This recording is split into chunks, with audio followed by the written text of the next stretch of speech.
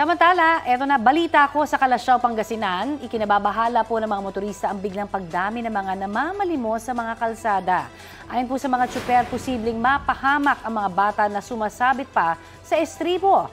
Batid naman daw ng Municipal Social Welfare Department ng bayan ang problema na sumabay sa pagsisimula ng Burr Months. Nakikipagtulungan na rin daw sila sa PNP para ma-rescue at mabantayan ang mga nanlilimos.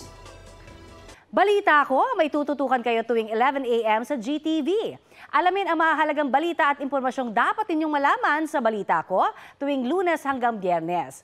Mag-subscribe din po sa GMA Integrated News sa YouTube. Sa mga kapuso naman abroad, maaari po kaming masubaybayan sa GMA Pinoy TV at www.gmanews.tv.